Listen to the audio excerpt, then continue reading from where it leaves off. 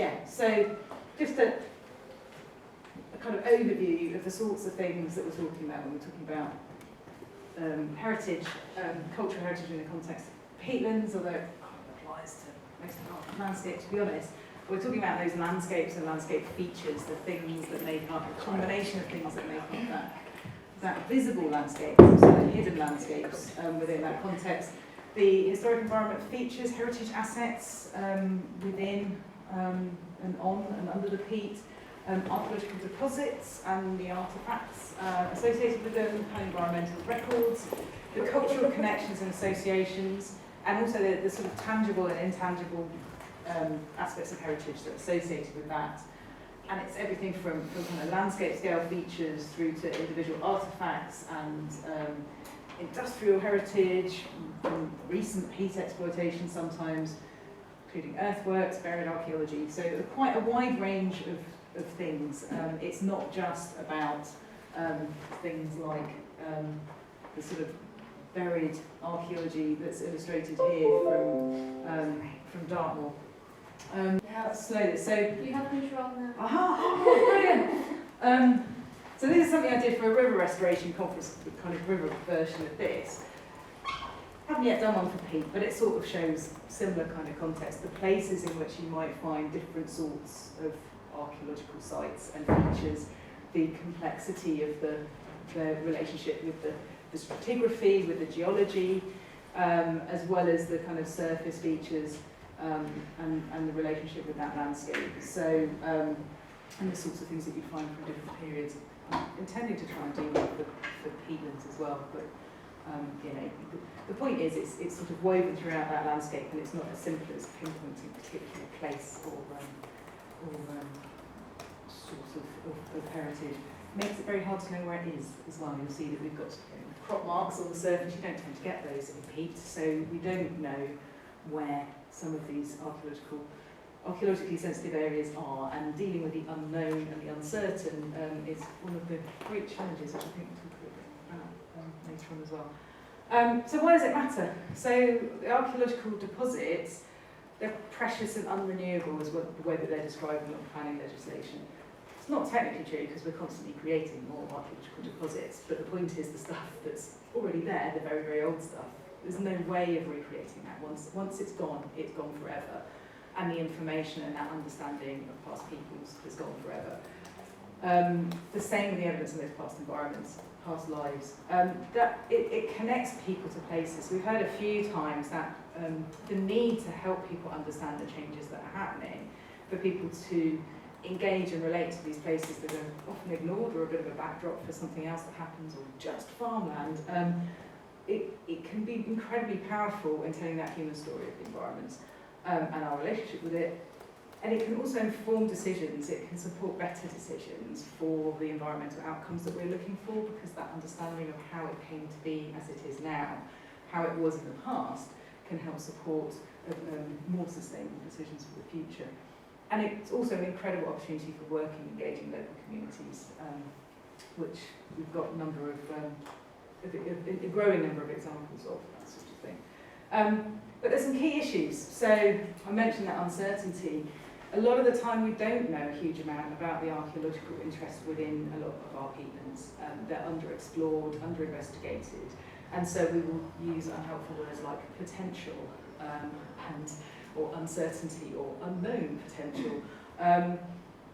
The other issues around the obvious ones, any digging of holes is something that archaeologists tend to get a little bit twitchy about, but ground disturbance, but it's not just the excavation, it's where are vehicles tracking, how are you moving across that landscape. These are the sorts of impacts that we are also interested in. Also the changes in those conditions, so changes in hydrology affect the deposits that are preserving the archaeological interest. And so understanding how what you're proposing to do might change that is pretty critical. Also the future management. These places are not often just left. You might need to be using, removing vegetation, managing vegetation, impact from footfall if you've got public access. Sometimes that can, targeting that, erosion, animals, footfall. So the future management of these places can also affect particularly archaeological features on the surface.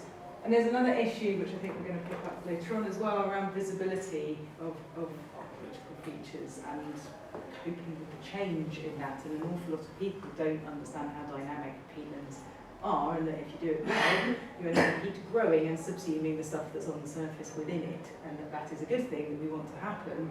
But actually, that's quite challenging for a lot of archaeologists for whom the visibility of features and the legibility of the landscape is quite important.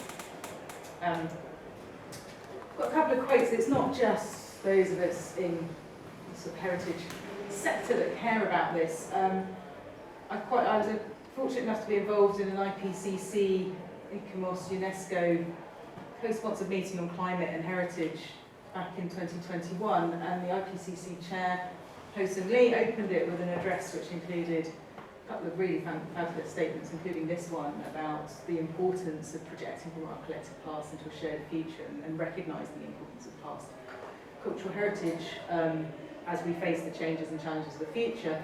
And the chair of the National Trust, René Olivieri, recently has given a presentation really recognising the importance of thinking about and realising the importance of the lives of people that have gone before. And that's very much what archaeology is about, making that connection of people through generations. And this is actually part and parcel of respecting the future generations as well. So just sort of set the scene for that. Now, I'm going to stop waffling with my general kind of intro to why we care about these things. We've got a presentation from two colleagues that couldn't be with us today, so Professor Melanie Giles and Dr. Rose Ferraby. Rose is an artist and archaeologist, and she's worked with a number of you from the South West Peat Partnership. She'll know from the SPACS work that she did recently, and Melanie's at the University of Manchester and does a lot of work particularly around Iron Age deposits in bogs, and they had a collaboration that produced a book of poetry about peat. She said, I was meant to bring some with me. It had a bit of a hectic week, so I haven't managed to arrange the postage, but she says if anybody wants a copy to email her, I've got her email address and she will send them. But they pre-recorded a presentation for us.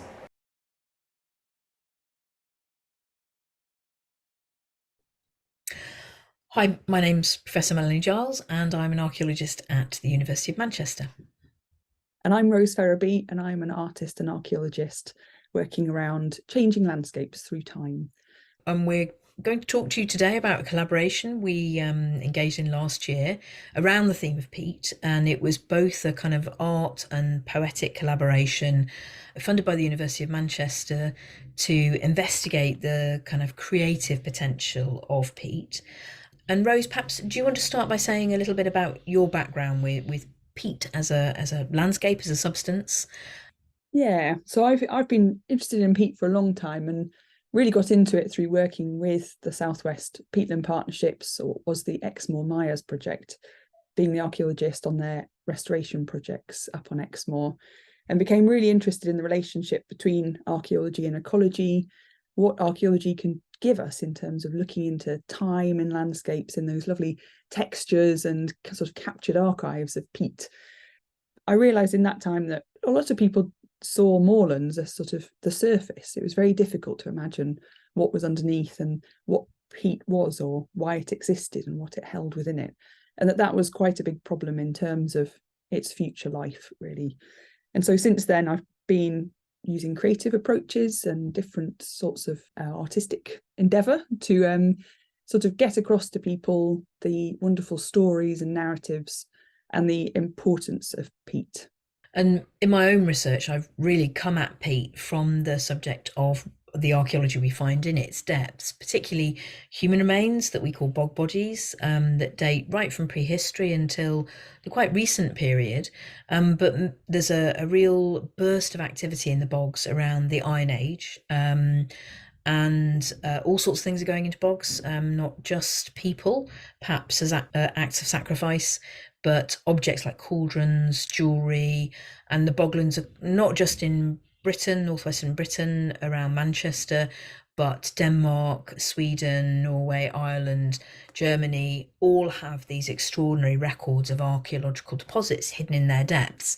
And it's that archaeology which I work on. And so I've been interested in the way in which those things come out of the peat, often with exceptional preservation, and they can create what Christina Fredrongren calls this deep time enchantment. We're really entranced, sometimes shocked or unnerved by the fact that the peat has this preservative property. And so in writing about that archaeology, I've been thinking about the way in which they're strange kinds of ambassadors to us from the past. And they tell us about very different ways of being in the bog and relating to the bog. And we've been using the archaeology as a creative point of inspiration, if you like, to do new work that kind of draws people into those stories behind those things and people. We're sort of drawn together in our collaboration, aren't we, Mel, in that for us sort of different creative approaches really bring a different ways of telling those quite complex, multi-layered stories. Yeah, and I set you a really hard challenge, which was to create some images that conjured something about that dynamism of that landscape and the change over time. Do you want to talk a little bit about the medium you chose to kind of capture that, and how those two pieces of work came about?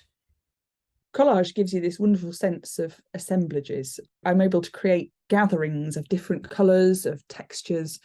And thinking about peat, you know, it's this lovely set of wonderful sort of dark reds, dark blues. And I spent a lot of time thinking about the different archaeological objects that have been found in peatlands around the country on different excavations, and also the ecological worlds that I knew existed around them. And so I decided to make the two different collages. One was very much about people in the peat and the effect that people have had on it and that it's had on them. And then the other one, Dynamic Earth, was much more about the sort of natural processes and different kinds of rhythms that you get, the natural rhythms within the peatlands. But the two of them very much sort of spoke to each other. It's always lovely starting a collage because I paint up all the paper and my mind's very much in what the colours are and things. And then you start assembling it, and before long it becomes something that you really didn't expect it to, and a whole new landscape really is formed from your imagination. That's a culmination of all the things you've ever seen in peat, and all these different archives that we've been working with. So it was very much an archaeological endeavour, just reassembling these things back onto the page. And Rose, I mean, when you're saying you were inspired by things that are found in the peat, or, you know, there are some things that I can sense in that peopled peat, which, you know, like the trackways and the infrastructure that, in one sense, that allows people to cross bogs or kind of go into bogs, and they're very visible and recognizable. But I love the way in which there are many aspects of those collages that are quite abstract, and you often talk about the kind of you know, the cutting out of shapes that leave a negative space, which is very like the archaeological process, isn't it? The excavation and leaving of a space behind it.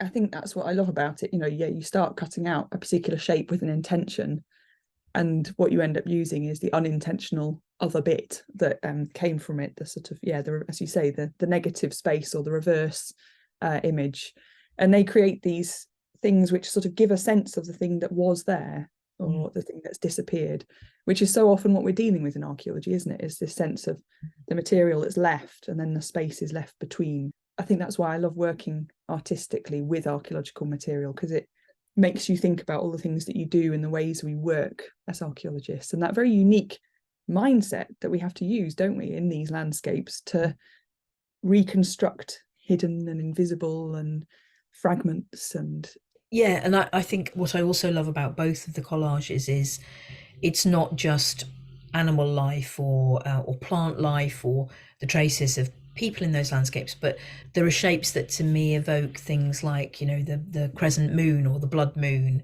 and with the sky, you know, you've got extraordinary dynamism. So there is a sense of weather and almost cosmological time cycles, which I think in peatlands, for many people who don't know how to read them, they can seem very flat, very one-dimensional landscapes, yet as archaeologists we know that they've got this extraordinary time depth to them. And I love how both of the collages wrap within them these different rhythms of life that have percolated through them, and they have that almost sense of the celestial, the cosmological as well. It's that sense of encouraging people to see that these are landscapes that have changed over time. No, I think that's one of the things I'm really interested in the creative work we've been doing and in other projects, like the Stacks project that I did with Rob St John and Tommy Perman for the Southwest Peatland Partnership, where it's about trying to make people see the longue durée of the bog, and that what we see on the surface now is peatlands very much as they've only been for the last century at most. You know, they've been drained and changed and dried, and the species have changed, and people's close relationship with peatlands is very different now to what it was. And I think trying to get that sense of grounding, working in peatlands, we have this very strong sense of place, don't we, in connection with them. And that's really what I sort of feel when I'm busy making, is that immerse myself gently down into those places. We're dealing with one medium here, in that sense, peat, but it is so different in those different landscapes. And that's something that really comes out of the poems in different ways. The project was called Peat, Past, Present and Future, and we ended up structuring the collection very much around that, of what we have been doing in bogs and then what they could become if we tend to them and think about them differently. So we've got quite traditional kind of peat working landscapes represented in the work of James Carruth, for example, the kind of meditation on inner soil and the peat cutting, and Jim, as having grown up in the Irish landscape, is familiar with the kind of lived, worked in peat landscapes in a way that I don't think anyone else in the collection quite is. But then we've got little narratives about the things that come out through the archaeology, poems on bog butter, or Lindo Man, for example, by Richard Skelton, and Abby Flint's lovely paper hand that does that tacking backwards and forwards between something from an archive that exists only now as a paper record and a bit of lost humanity, very touching humanity. And I love that sense that in her poem Time Collapses, and you feel very close to a little bit of humanity from the bog, which is beautiful. I like John Wedgwood Clark's Cup and Ring, and again, for me, there's a kind of quite a lot of symbolism in there that I can find in your collages, even though none of those motifs is meant to literally represent kind of rock art in that way, that you might find on those upland blanket bogs, but it does that lovely work of, I think he's poising his thermos flask, isn't he, on the top of it, and that leads him into this meditation about the art itself. And I think the lovely thing about the poetry is that with poetry, not all of it has to stick. You can read it and you read it again and again, and different bits, some bits just wash over you, other bits really sort of stick and gather and stay with you, don't they? And it's not about understanding it all or absorbing it all. It's just about this lovely sort of slow cumulative effect of reading these different voices, these different very careful attentions to different focal scales, aren't they? And some give voice to the bog. I mean, Liz Ellis's lovely poem about Lindo, where there's a kind of a real sense of almost agency there, or voices from the past through folklore. That's another vein that I think again came through from the project itself and found its way into several poems. We end the collection with Joss Smith's Upstream Thinking, and that's a poem that you introduced me to.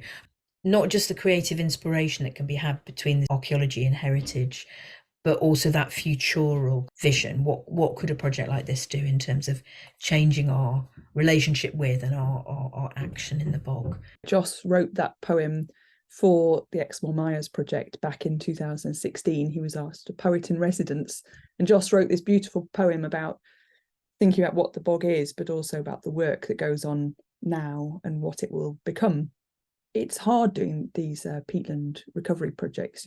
Everybody's got their own ideas about what a landscape is and what it should be in the future. And I think the more creative ways we can approach communicating it, telling those stories, showing how the landscape's changed, but also how archaeology plays this vital role in the future, thinking about understanding landscape change and processes is absolutely vital. Creative approaches just give that curiosity and wonder, don't they, that inspire people to think about it. And to look and look again, and make those other ways of seeing those landscapes possible. Oh, well, thanks ever so much for joining me today. We hope those of you watching this in Hannah's session will enjoy it, and we hope to maybe build on this for something for next year's conference. The next bit was a discussion about why heritage matters to peatland restoration. The idea was that we'd be inspired by what we'd heard from Rose and Melanie, which hopefully we will get to later, but just in case we don't, Rose is an artist who works in, amongst other things, a kind of collage medium, paints pieces of paper and cuts shapes in order to create these beautiful collages. And that process of creation, including using not just the shapes but the gaps that are left behind, resonates nicely with a lot of archaeological practice about removal of material and information from the landscape and the place.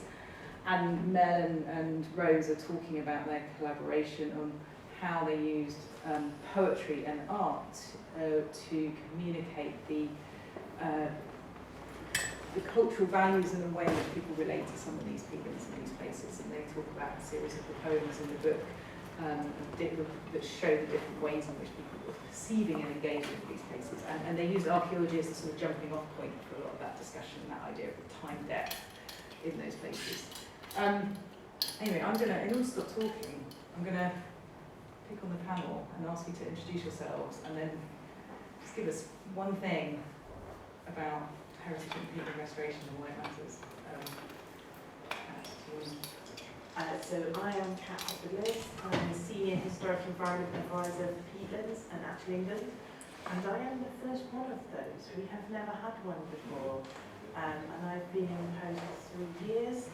I have been working with peatlands for a really long time. I started in Natural England in 2010 in the Yorkshire area team as a regional archaeologist, and I've been looking about the peat ever since, starting off in the Aucklands and learning all about the elements as we go.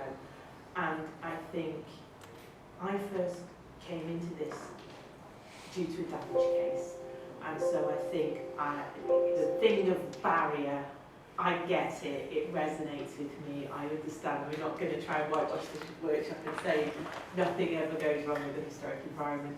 And what had gone wrong there, I won't name any organisations, but somebody had got a process that included consulting their local historic environment people, but they were based in a national park. And that arrow led to consult national park archaeologists. And then they expanded their boundaries and they weren't working in a national park anymore. So when that arrow went to the wrong place, because they didn't have an understanding of the more global environment, of historic environment, they just went, oh, we can't do that bit. And we jumped to the next bit, and we had a schedule monument damage case because we had some features that were there and they were damaged by the process. And what we didn't do, we didn't jump to enforcement. I was involved because it was on an agri-environment scheme as well. We didn't jump to enforcement. What we did was we got a massive load of partners in and a load of people to try and get to the bottom of why this had happened. And we talked to loads of the companies who were working in peatlands at the time. And it really embedded with me why we need this information. And I was in a data workshop this morning, we were talking about all the different types of data we need. We need data on our species, we need data on our water quality, we need data on our peat depth. Why is this data any different? And the answer is that it isn't. So for me, the solution to that kind of historic environment as a barrier is to understand it better, so that when your flowchart goes to nowhere, you go, oh, either you've got someone you can reach out to ask where it should go in that circumstance, or you've got a bit of an understanding about what's going on in cultural heritage and go, it probably should go here.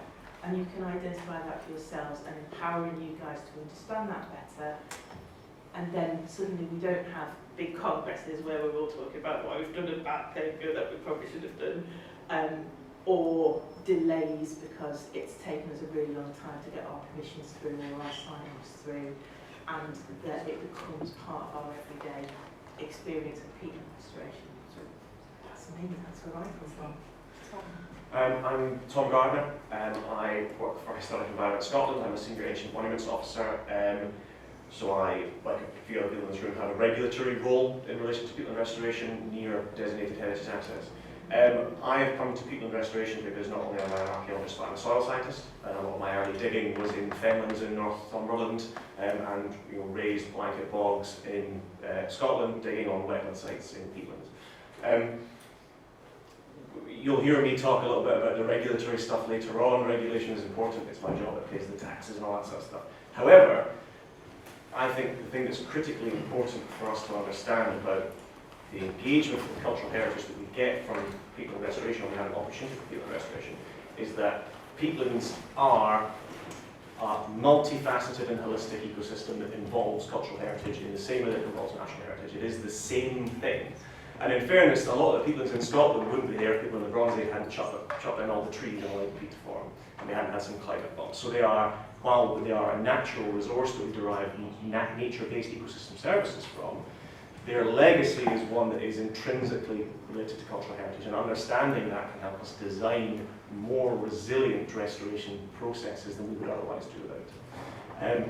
I think the real benefit of that is that actually 99.9% of the time we're looking for the same thing. We've, as a group of archaeologists involved in the regulation of peatland restoration in relation to cultural heritage, we've discussed it and we've decided that peatland restoration is absolutely class for cultural heritage, because you're not restoring peatlands that aren't degraded or degrading. And if they're degraded or degrading, the archaeology in them is knackered or is likely to become knackered. So we're all working towards the same thing. And that is a fundamentally positive starting point to be moving from. And then the other little addendum to that is there are very rare circumstances where a peatland restoration project bumps up against opposition from local landowners, communities. It's a lot more common down here because there's a lot of pressure on the fens compared to the big open expanses of upland bog that we have in Scotland. But when we bump into that issue of relationships with local communities, cultural heritage and archaeology can be a useful vehicle for finding common ground. Because you're trying to engage with a local community, you're talking about government targets and greenhouse gases and things that might seem abstract to them. But if you're able to show a farming landscape buried beneath the peat, these local people are farmers. They're not all farmers, obviously, but farming is a big part of our local landscapes in Scotland, our regional landscapes in Scotland. You can say, these are the remains of the people like you who lived and worked in these landscapes 5,000 years ago, 4,000 years ago, and we protect and recognise and champion that heritage, your shared heritage, by preserving the archaeology. And what's the best thing to do to preserve the archaeology? Is to preserve the peatland. So it can be a very useful vehicle for getting across some issues of communication with local communities. We should now pass on to Ed. Hi, yes, I'm Ed Treasure. I'm a senior environmental archaeologist from Wessex Archaeology. So I'm coming at this from a slightly different perspective. So we're a heritage contractor. We work in peatland restoration, so we work pre-restoration, during the restoration, work after it. So I'm a specialist in the identification of plant remains and wood, and I also bring together other lines of environmental evidence from peat. And so for me, very much echoing what was just said, peat is so much more about than just the plant remains or the microfossils that are preserved in it. It is very much that cultural landscape and that history of land use practices that have shaped it. And I found time and time again that is such a good way to engage with local communities. But not necessarily I sat down with people in the Environment Agency and showed them seeds that we've got from a peatland and got them to group them into habitat categories and then showing them this has come from this habitat. So time and time again, it's just that great mechanism for telling a story, and I just find people get so fascinated by it. So, Wessex company I work for, but not just, we don't just do restoration, we're actually a charity, so we do an enormous amount of public outreach and engagement. I'll talk a little bit more about that come to my talk later. But, I'm Martin Gillard. I'm employed by Dartmoor National Park, but that post is as part of the South West Peatland Partnership. Until about 18 months ago, I think I was unique as an archaeologist who was embedded within a peatland restoration project, but now I have two colleagues who are in the room, who cover Cornwall and Exmoor. And I'm pretty sure what Tom said, he cribbed off me in conversations we've had over the last 2 days. So I'm not going to repeat it, but I am going to agree with the points that have been made. Peatland restoration is also almost always restoring and preserving the historic things we find there. I reckon we're less hassle to you than fish or waterfalls. Or godwits. Goodness me. We must save the Godwit. We must hold back the entire North Sea to save the Godwit. Well, don't knock a Godwit. I've done a lot of Yeah, they've got concrete wings, it Godwits. goes somewhere. Anyway, and I'll talk a bit more about what I do later. And we don't say the R word anymore, rewilding, do we? Because we're accused of taking people out of the landscape, aren't we? And if you're talking about archaeology, as everyone said, we're talking about people. And you're reminding anyone who might have a critical eye on you that we're talking about people in the landscape. I'm also going to come to Vicky from Northern Ireland. Do you want to? Yep. Just so I'm here on the Northern Irish behalf as well. So I'm Vicky Ginn, archaeologist with Historic Environment Division, which we kind of work the same way as Scotland work. I'm quite new to this. I've only been involved in the Peatland strategy and working group for the last 6 months. But I will be working closely with DERA and also Wildlife Trust as we roll out our strategy over the next coming years. Take them off. So I have already introduced myself, so I'm going to do my job title again. Ironically, I'm not technically a regulator other than of agri-environment, so we have people here from curatorial bodies that are responsible for designation and enforcement of legislation. I don't do that, but I have to work with it every day, which a lot of you guys do. And so I just looked at the heritage protection hierarchy, and I think it's a bit of an interesting one. We'll get onto that. But obviously legislation covers all of our peatland projects. Everything that we do falls under legislation, and particularly in Scotland, where planning covers all peatland restoration, that will cover all of our work there. When we come down, some peatland restoration is private, but a lot of it has got grant aid, and so you'll find yourself going up against funding rules, criteria, that kind of thing. And then at the bottom is the weird stuff, isn't it? Co-located legal agreements, that's a bit of a strange one. Some of you may have had run into an agri-environment where you are doing something that happens to be co-located with something else, and there are some strange interactions between those protections.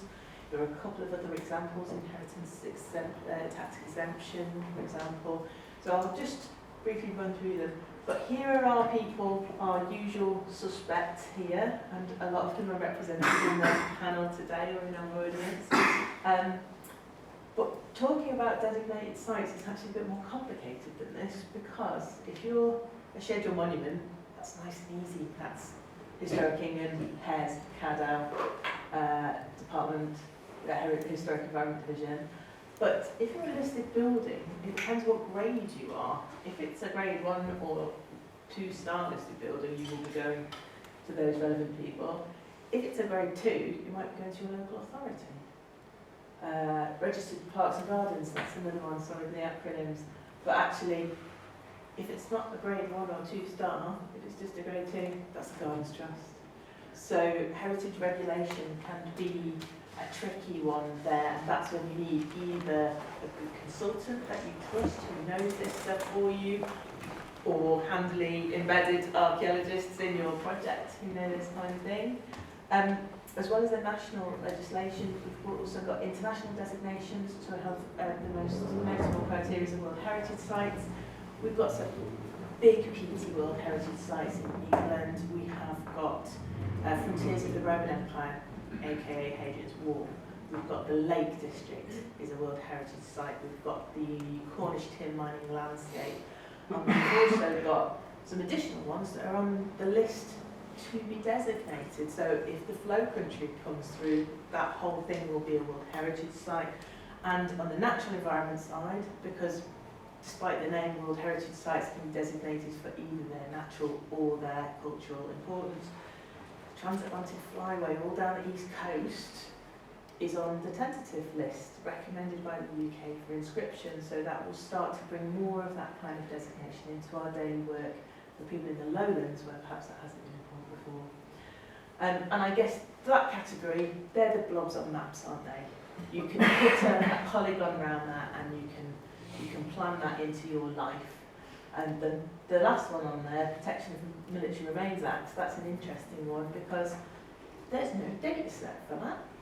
because any air crash or military wreck, if you're on intertidal peat, is a war grave, effectively, if you find one, it's automatically designated. And they're really badly shown in your historic environment record data. It will just say air crash site. If you don't know that, you don't know that you're working on a designated site. So, you know, some blobs on maps very well mapped. Some, if you find it, it's automatically designated. And then, as we said earlier about artefacts and things within the peat, we've got legislation that covers that. I've used treasure trove in very small letters because it's different acts for the different devolved nations. But effectively, in the past in England, it basically had to be shiny treasure to be treasure trove, and we have just changed that legislation to mirror more closely our Welsh and Scots colleague, and to recognise that things like prehistoric metalwork are also important, and therefore I think you have 14 days to report them to the British Museum if you find them. So, you know, and human remains again.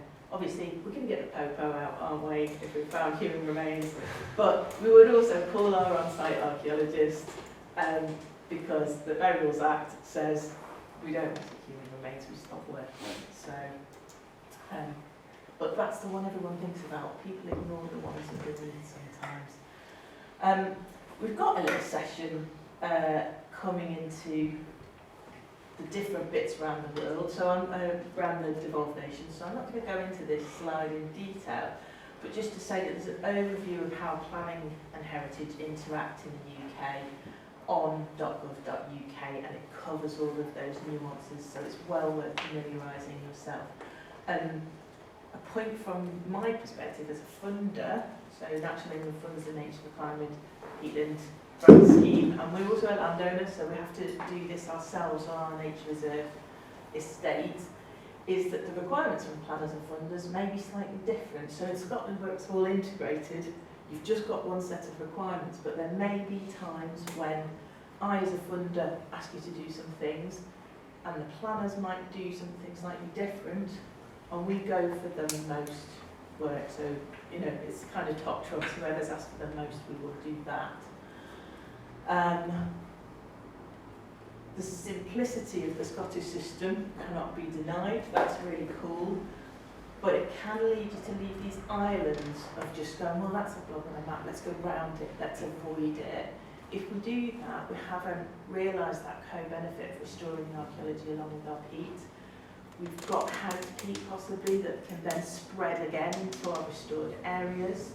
And we're not safeguarding that cultural heritage, we're not telling those stories that we've said are so important, we're not showing the community that we can care for things that they care for. So, you know, don't automatically think there's a blob, go around it. Sometimes you might have to, sometimes do the work and get the permissions to work on it, and you might change your methodologies rather than avoiding it completely, and that's where people like me or like Martin can really give you some advice on that, about heritage-friendly techniques. I'm a massive fan of coir logs, by the way, really big fan. So here are the big grant schemes. It says here in development in Northern Ireland, Vicky, but there was a slide on Monday on Tuesday where I went, ooh, so we're more imminent than we feel, aren't we? Exactly. But the assumption is all of these have got heritage provision within them to a certain extent, and the plan is that Northern Ireland will do as well. And we've got a little summary here. In some places it is devolved out to the local authority and the curatorial bodies, such as Historic Environment Scotland. England does it slightly differently, and it's me. I'm embedded in the grant scheme. I've read all of your historic environment assessments who were grant aided by us, every single one of them. You know, and I look for those, you've missed a bit. We might have to circle back round. Shall we move these ditches? Shall we maybe do something slightly differently over here? And that is sometimes the delay in the pipeline and why we don't immediately jump from, you've submitted a plan, let's give it a triple SI consent. Because there's a little bit in the middle where we're going, does this going to be jigging? Could this be better? You know?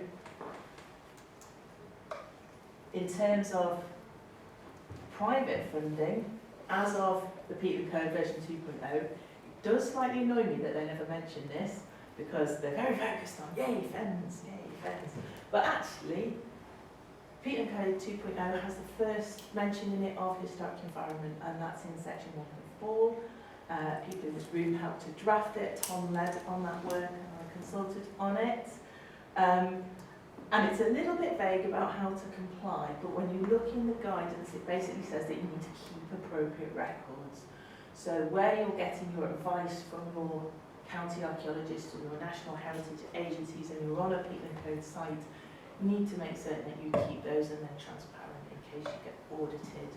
And in England, it would be your historic environment assessments for the grant scheme. But I do sometimes get submitted to me, like, I showed it to the local county archaeologist and they said it was fine. I'm pretty certain that's not going to meet the audit requirements. They need to say what they looked at and why they think it's fine in a slightly more explicit fashion, rather than just, yeah, they said it was all right, mate, so we're cracking up. You know, let's quantify why it's fine. These co-located legal agreements, guardianship's an interesting one. Hannah's just got a guardianship site, hasn't Where everyone she? shifts awkwardly. Which is where we have a legal agreement with, it's Historic England, not English Heritage Trust, isn't it? English Heritage Trust are licensed to care for those sites deemed guardianship, which is in the care of the nation. They're Yeah. licensed by government, but it's Historic England who oversee that and give the advice on that. So effectively, somebody has said, you promise to look after this land in a way that is heritage friendly, and it's a legal agreement. So at that point, the emphasis might shift and the balance of how much historic environment work you might have to do in that area might change slightly. I've already mentioned agri-environment. I don't want to harp on just because it's my specialism, but we know that we have some features that are given blanket protection under an agri-environment scheme, and those are enforced by the Rural Payments Agency. So if a farmer has signed up to an agri-environment scheme and puts a map in of their historic features that are there at the beginning of the agreement, the assumption is that 5 years later they will still be there, and if they're not, they get a fine, right? And that fine is a percentage of the agreement value. So when you look at places like the Forest of Dartmoor that has a £2 million annual agri-environment payment, 5% of that is a lot of fine, and that's why I'm really hot on this topic, because all that has to happen is once, and people are going to start pulling their land from our restoration. We absolutely don't want that to happen.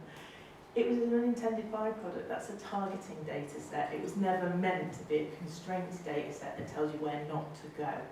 So I've got to work around, but it's a bit of a slow one because it wasn't designed to exist. Inheritance tax exemption. These are really private. These are people's personal tax affairs. So if you're working on a large estate, particularly grouse moors are quite often inheritance tax exemption estates.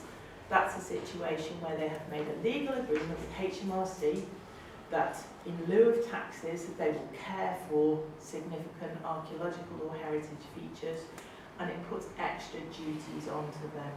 So when I see landowner permissions and I see that they've very early in the process but you haven't actually written the restoration plan yet, that concerns me a lot, because your landowner should know what they're signing up to. Otherwise they may accidentally breach this, and that's going to cause them some legal problems over the way. So, and they will not share that with you. They're not going to do that. Even the inheritance tax exemption team in Natural England, they can see that data. It's on a secure server, and if I want to know if something breaches it, I have to show them my plan, and they go, yeah, that's fine, I know it isn't. And then I take it back again. If the answer's no, I have to change it and go again. Will this do? Because people don't want their tax affairs shared. So, you know, it's really important to question people about what responsibilities they have on their land, so that when we make these plans, they're deliverable in real time. This is an example of our agri-environment. I'll just click over the past one because we've talked about it, but you can see how big these agri-environment polygons are. They're like field size or larger, and that's why they create problems. And it doesn't matter, even though the red ones are high importance and the green ones are low importance, because it was a blanket, just don't do anything damaging. It doesn't matter that those green ones, we could probably do peat restoration and it'd be fine. RPA don't understand that, so it's really important that we give them a narrative that they understand and protect those landowners. So stuff that gets missed, archaeological potential, things that are in the peat that we don't yet understand. And there are ways of, when we do historic environment assessments, you will notice that your archaeologists quite often tell you about things outside your site for around 1 kilometre to 1.5 kilometres. They're talking about a setting there. So they're talking about things that are designated, but even if you're not in the polygon, you could impact them. So changing the hydrology, for example, has a much bigger impact than just its immediate environment. You might be changing that. You might be changing the visual amenity value of a monument. So we look wider than the original polygon itself. Curtilage is a similar system that is to do with buildings, where if something was built at the same time as a designated building, then that is also deemed to be designated. So things like barns or wind pumps and agricultural buildings can often fall into that. And we have our intangible heritage, where I've put a picture of Sycamore Gap. I didn't know how I was going to explain intangible heritage, and it just is that, isn't it? It's that outwelling of things that people care about that nobody really knew until it got felled, that actually, oh yeah, this is something that was really important to us. So traditions, cultures, stuff that was Robin Hood, So what are the project implications of missing this stuff? Everybody's talking very fluffy. I'm really down to the pragmatism. We don't want delays. We don't get prosecuted. It doesn't happen very often, but it does occasionally happen. There's a large prosecution by Natural England on environmental impact assessment breaches down in Cornwall. Somebody had been ploughing lithic scatters, so it wasn't on Peat, but it is a big case recently. Historic England have got a bit more feisty, and they've done some prosecutions lately. Metal detecting, heritage crime prosecutions are on the rise. So again, that's more on the radar. But I think more likely is a reputational risk that, we've done something we shouldn't have done. How do we backpedal from that? How does a community perceive that? How do we fix it? Is it going to be expensive to fix? On the financial risk, if you've got grant aid conditions that tell you need to look after your heritage, you need to do it, otherwise we may withhold some of that grant aid. And obviously I've mentioned the agri-environment scheme enforcement is reclaiming penalties. Now that might not be to the project, but it might be to some of your partners, and it's something that you need to consider. An interesting one's physical risks. So quite often people submit me a historic environment assessment that tells me that there's mine shafts everywhere, and it used to be a rifle range, and yet I read their risk assessment and it does not say any of that.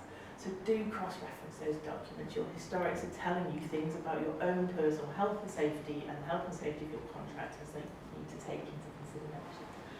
And again, if we get it all wrong, people are not going to come along with us on this journey to make the peatlands wetter and better. So if we get it right, none of this happens. Everything's sweet, How do we avoid issues? So this is the old Spider-Man meme. Is it you? Everyone's blaming everyone else. You've already educated yourself, because I've done a big tick there. You're here, you're listening. We love it. Get it in the planning stage. Do it early. Don't leave your surveys or your historic environment assessment to the end. It needs to be incorporated into your plan. Otherwise, you're going to have to rewrite it. It's not going to get past anyone. I think this is a key thing. Give responsibility for the checks to some named person. I feel like when each site has so many checks and there's no one taking an overview, it can be really hard. Get someone to learn this stuff and do it overall for your whole project. I really recommend that. I think it's really important. And It's a friendly local Spider-Man. You've got friendly local archaeologists. The curatorial bodies will help. You will have consultants and contractors who can help. I've emphasised some of the complexities of historic environment. Just ask. And particularly, if you're on my grant scheme, I am at your beck and call. Ask me. That's what I'm there for. And finally, I haven't had time today to go into heritage-friendly restoration techniques, but it is well worth reading Annex 1 of the Native and Climate Peatland Grant Scheme Manual, which is a very long manual. You might have got to the annexes and go, oh, I can't deal with this anymore. Get it out, because it was written by Deb Land. It will tell you loads of things that you already know about how to restore a peat bog and what we will fund. But in the comments, I've been through it and gone, don't use this one on this type of historic environment.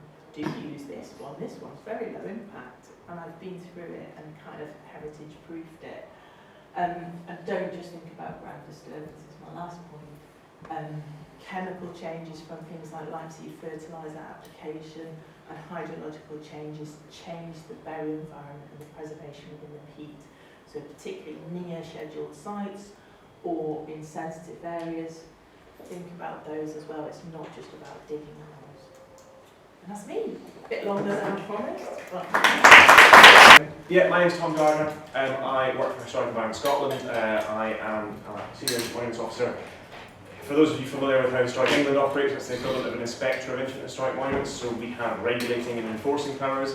And Kat mentioned that there's a chance, and we all want to work very hard to avoid this, but that if you work in Scotland and you mess up on a peatland project and damage a scheduled monument, you might have me knocking on your door. This is my little kind of, that's the stick bit, and I'm going to give you quite a lot of carrot soon. But I was actually not supposed to be here this week.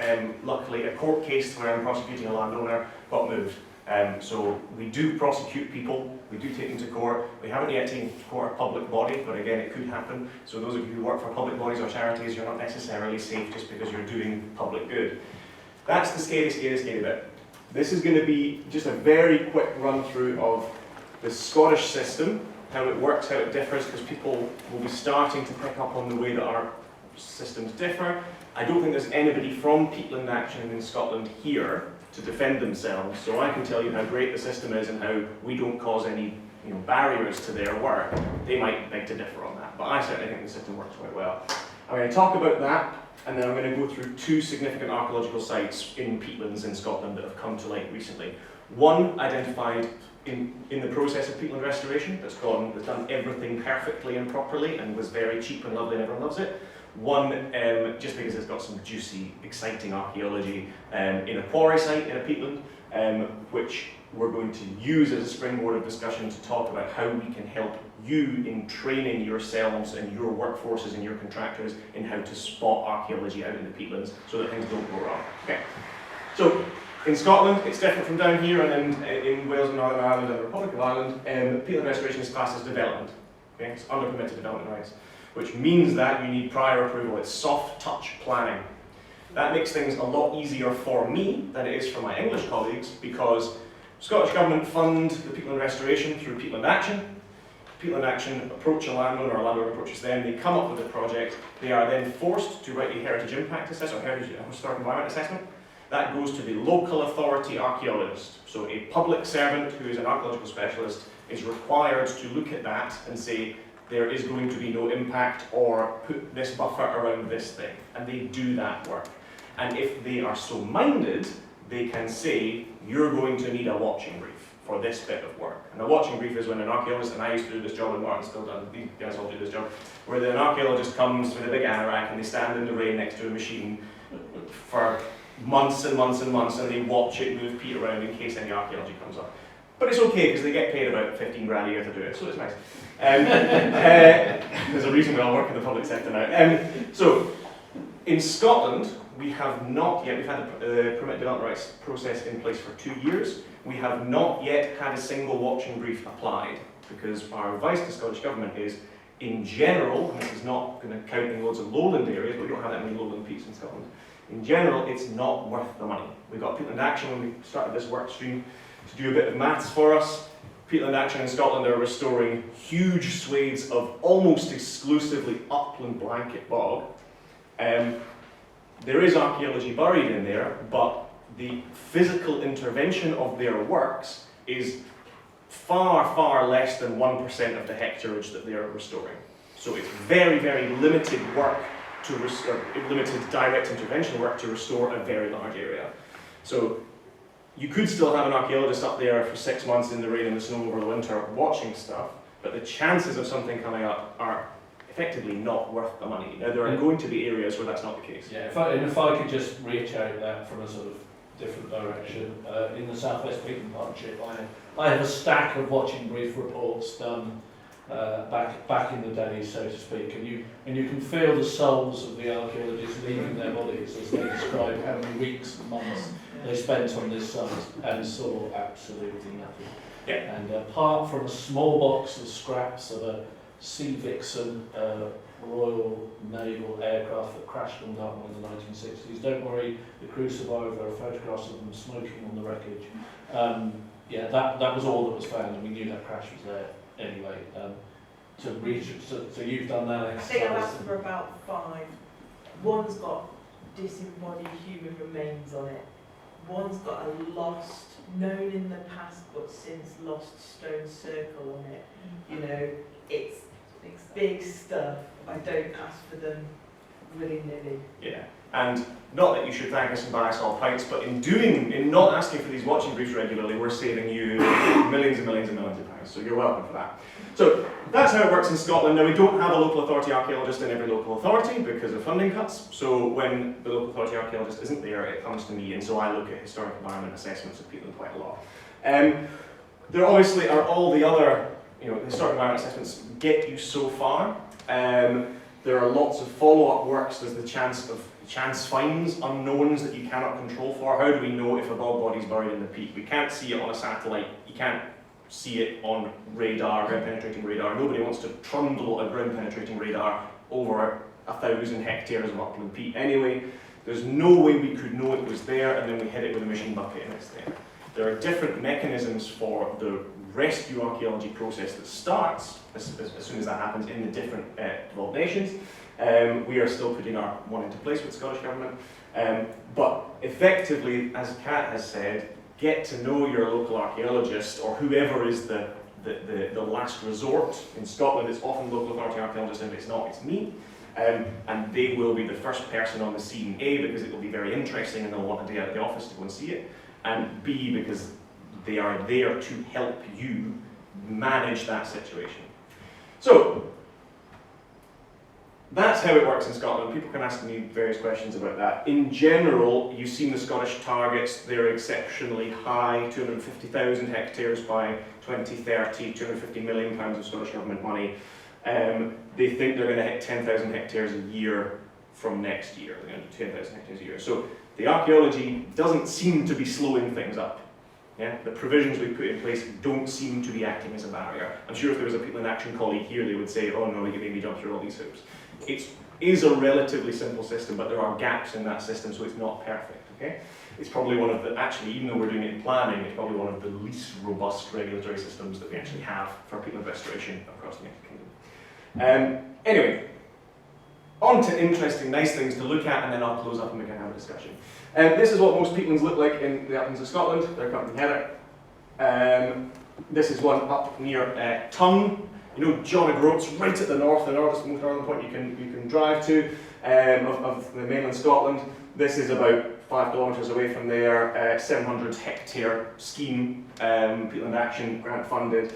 And this is one of our fantastic success stories because down south, often a walkover survey will be undertaken in advance, or always a walkover survey by somebody will be undertaken in advance of peatland restoration.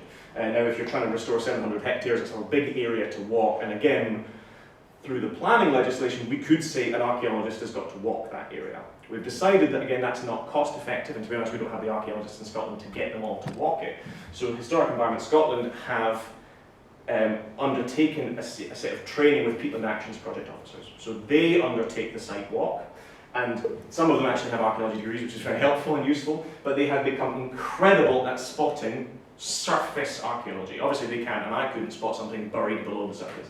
But this little stone here which is about 20 centimetres off the ground and buried in heather, is one of, I think, 30 or 40 stones in a Neolithic stone row arrangement that we never knew was there. We only have something like 10 stone rows. Neolithic is the first farming age in Scotland. We're talking kind of 4000 BC through to 2500 BC. We've not got very many of them in Scotland. This is a very classic position. You can see, if you see that image on the left-hand side, it's a bit small, but that spur of the landscape that the individual is standing on is the spur that the stone row sits on. Effectively, one of our Peat Action Project officers was so good at the walkover survey that they tripped over all these stones and went, this has to be archaeology. They reported it immediately to the local authority archaeologist and to ourselves, recommending that it was designated and turned into a scheduled monument. We asked them to delay submitting a designation proposal so that they could undertake the restoration and not have the constraint of the designation on it, although we had a quick look at what they were doing to make sure it wasn't going to trash the site. They did that. It's recently been designated. It's called, inventively, Stone Rows Tongue. This is the scheduling description. 15 parallel rows. The stones are mostly, they're very, very, very small. 33 are visible. There's probably loads more buried under there. And this is a significant, nationally important now because it's been scheduled, Neolithic ritual and ceremonial site that we had never known existed, because why would we walk across 7,000 hectares of upland bog near Tongue in Scotland? So this is a fantastic success story. It didn't stop any restoration. Peatland restoration has added to the experience, has added to the designated record of cultural heritage in Scotland. And in fact, this is one of 4 sites that have been identified now by Peatland Action Project officers because of the training that we gave them, and they're just generally very good at their jobs, that have been designated. We've got another stone row that's come in, and we've got 2 cut mark rocks that, again, we didn't know existed. So the system is working very well. Although, I suppose the elephant in the room, we don't know what we've missed, because how would we know what we've missed? Yeah? But it seems to be working. This is a very different site. This is not peatland restoration. Some of you will have been on the workshop yesterday where we went out to Flag Fen. Fantastic Fenland, Bronze Age, Iron Age, multi-period sites, some Roman stuff and all sorts of stuff as well, but it's waterlogged archaeology. Very similar to Must Farm, you may have heard about that as well. Multi-period, single settlement, single year all comes down in the fens at one time. This is our Must Farm in Scotland. This is called Hindford Quarry. Again, like Must Farm, quarry extension works. Professional contractors on the ground, archaeologists managing the extension work. This is South Ayrshire's second largest aggregate extraction quarry in mainland Scotland, right? Lovely archaeology. I don't know if you know what archaeology looks like. This is what the good stuff looks like. Stacked hearth on a brushwood floor, multiple phases of occupation, people living in a structure over a very long period of time, loads of radiocarbon dates all the way through that, top quality stuff. There's a section through the roundhouse, or one of the roundhouses. You can see the external post ring, you can see the struts of the floor, the stacked hards in the middle. It's lovely stuff. AOC did a fantastic job. There's more hards in the middle of brushwood floor. This is where people are. Look at it. It's pretty good, isn't it? There's brushwood everywhere, worked wood everywhere. That's a 3-part wheel on the left-hand side. I think it now is the oldest 3-part wheel, certainly in Scotland. I think it might be in all the UK. Carved, pointed stuff. This is what we're trying to protect. Okay. Now this, found in a quarrying site, had professional archaeologists on site. They noticed it. They're on a call-off contract. It works. Okay. There is no reason why this isn't lurking under those 700 acres of upland peat in up near Tongue. There's no reason why it isn't there. So this is the bit that's a bit of a call for discussion. It's a slightly washed out photograph, but when it was first identified, this site with 5 or 6 structures, log boats, all that sort of stuff, this is what it looked like in section. It's a dark photograph of peat. You can't see anything, but it's not actually a million miles away from what peat looks like from the cab of a machine in the twilight in December when it's snowing. Okay? I've put in a handy arrow to show you where the archaeology is in there. It is a line of twigs. Okay?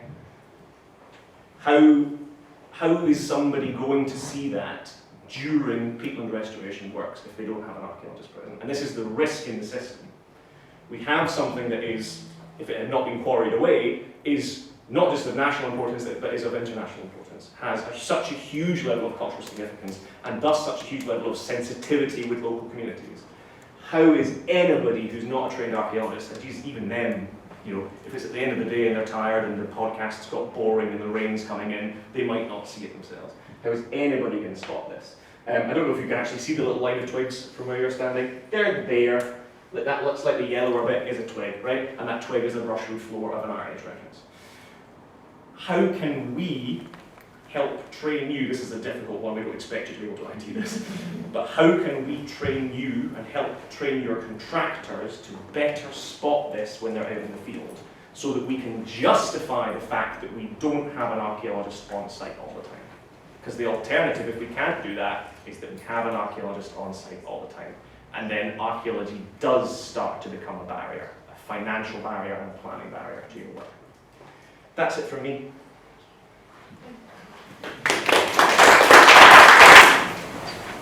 This is the Northern Ireland slide I made for you, Vicky, so you can just fill us in on anything that you might want to add. I don't feel you know. I guess if we've got time at the end, I'd love to hear about what you guys think has worked well and what hasn't worked well. Certainly we're in a great position that we can take the best practice from you guys and everything, all good work that's come before us, and really learn so that we can optimise our programme. We have a presentation from Margaret who can join us today. Hello, my name is Anne-Julie, and I will be giving this presentation on behalf of Margaret Keane, who is Senior Archaeologist working in the National Monument Service of the Department of Housing, Local Government and Heritage in Ireland. So I would like to introduce you to an ongoing peatland restoration scheme and to talk briefly about the importance of this scheme for the future of peatland archaeology in the Derived from the Irish word bog, which means soft, boglands cover just over 20% of the land area of Ireland. Raised peats underlain by fens dominate in the low-lying central Midlands, while blanket bogs and wet heath abound in the northern and western mountainous regions. These lands have been utilised for millennia, and most peatlands are man-modified to a greater or lesser extent. Large portions are what we call cut away or cut over, with less than 50 centimetres of peat surviving in situ, having been affected by hand or machine cutting for domestic purposes. Approximately 70,000 hectares are in the ownership of a semi-state company called Bornamona, the Turf Board, which was established during the 1930s to develop Ireland's peat resources for the economic benefit of the state. Having ceased to extract turf since 2019, Bornamona has rebranded itself as a climate solution company, helping to lead Ireland towards a climate-neutral future. Another 300,000 hectares of peaty soils is owned by another semi-state company called Quilta Forest, charged with managing the state's forested lands. The scheme, which is the subject of this short presentation, is taking place across 33,000 hectares of Bornamona, formerly industrial peatland. Bogs provide a range of ecosystem services. For centuries, they provided us with a source of fuel, both for domestic and industrial use in the creation of electricity. Now that extraction is ceased, some boglands are home to a new generation of renewable energy providers in wind turbines and solar arrays. Functioning peatlands can help purify water, they can retain water and help prevent downstream flooding, and can support human welfare as a source of well-being and knowledge. They can act as amenity areas for locals and visitors and can attract tourists. Hill walking, wildlife watching and fishing in remote areas are important recreational activities in Ireland, all of which bring economic benefit. While Ireland peatlands are important to us, they are also important on an international stage. Ireland contains 2.5% of the world's blanket bogs, which is the largest proportion within the EU, and almost 50% of all raised bogs remaining in the European Atlantic region. This image at the centre upper edge of the slide represents what the surface of an active raised bog actually looks like, with sphagnum growing into hummocks which alternate with hollows, pools and sulks. It's really treacherous to walk across. Our ancestors built gravel and timber towers and causeway to traverse them. Wooden platforms were built on them to exploit resources, and very occasionally crannogs were built within their peaty expanses.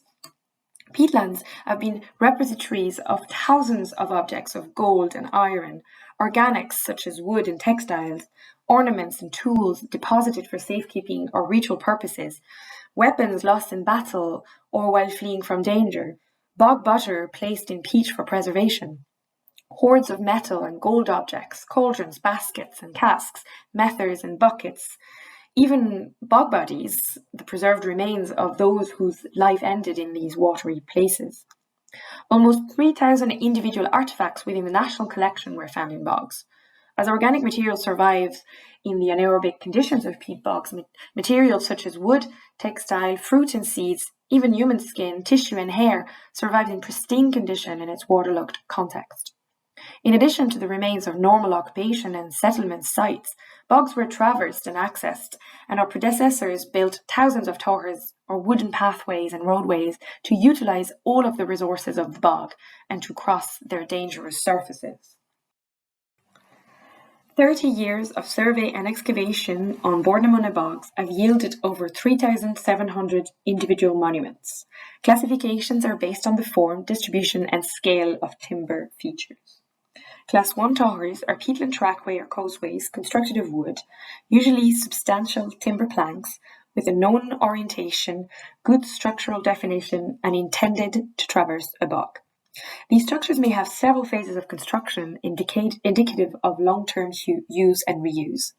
These may date from the Neolithic to the medieval period. Platforms are described as a non-linear artificial raised area with or without a clear shape found in a peatland context. Although platforms can vary in size, the length rarely exceeds the width.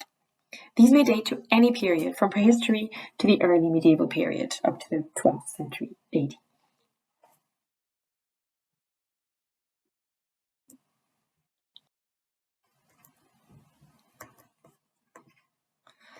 Rarely, some extraordinary constructions are found in our raised bogs. Here at Ballytemple, County Offaly, is a crannog dating to 538 to 659 AD. The site was defined by a subcircular palisade, some 20 metre in diameter. In places, this was a single row of closely spaced roundwood posts, while at intervals there was a double row with clusters of 2 to 3 posts also occurring. Within the enclosure is a figure of 8 paired houses, a front and back house composed of round wood and water walls. The main part of the house structure contained a central rectangular hearth measuring 2.3 metre by 1.4 metre, with a marl surface and a foundation of densely placed wooden piles. The hearth appeared to have been renewed at least once, and a quantity of animal bone was recovered from the surrounding area. It is not yet clear where the entrance to the palisade enclosure was located, although there are gaps to the east and northeast. A total of 193 palisade posts have so far been noted. Small finds include leather offcuts, spindle whorls, animal bones, and even a cache of sloes hidden beside a water wall close to the palisade for retrieval, which was never done.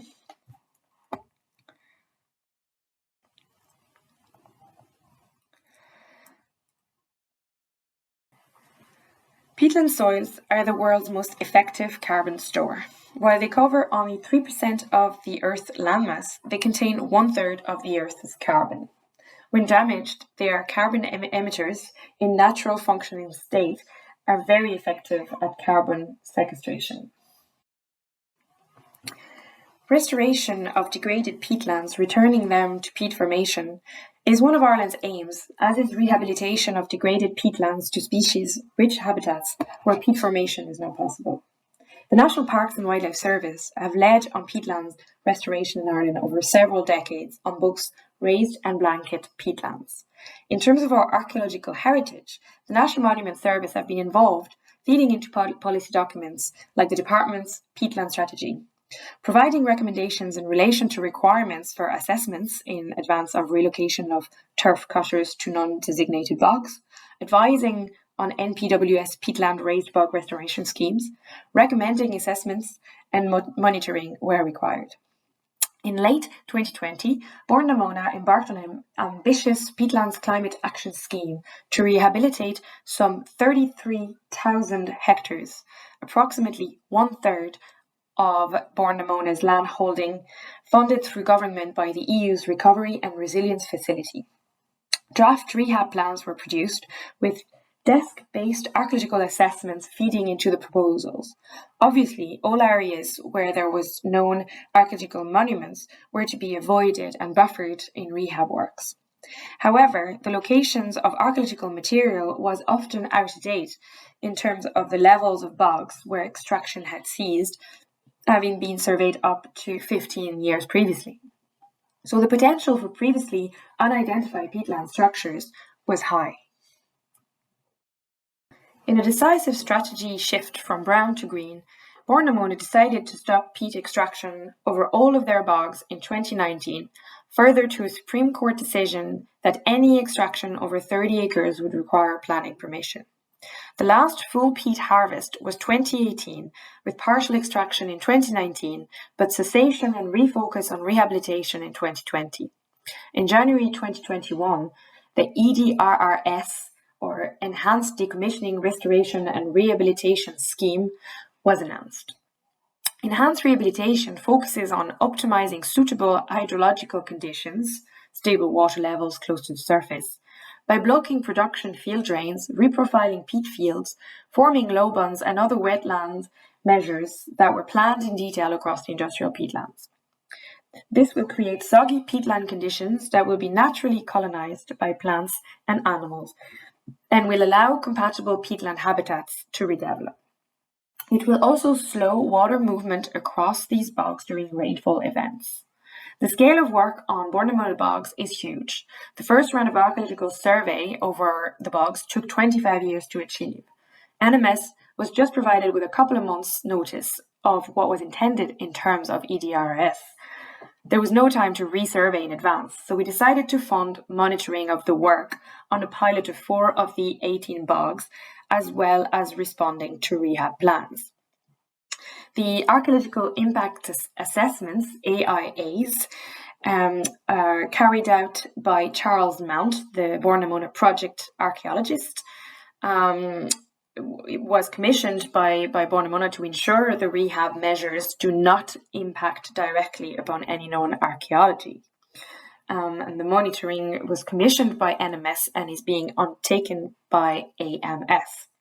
The process of ongoing communication, awareness, and training for operational staff is to ensure that we report any unknown archaeology that might be discovered during the rehabilitation, and ensures the prompt reporting of finds of archaeological objects which by law are owned by the state. The National Museum of Ireland awards finders with a finder's fee to ensure prompt reporting. In contrast to the previous decades of peat extraction and partial excavation of these monuments, now we have the potential to preserve whatever archaeology remains within and under these peatland landscapes into the future.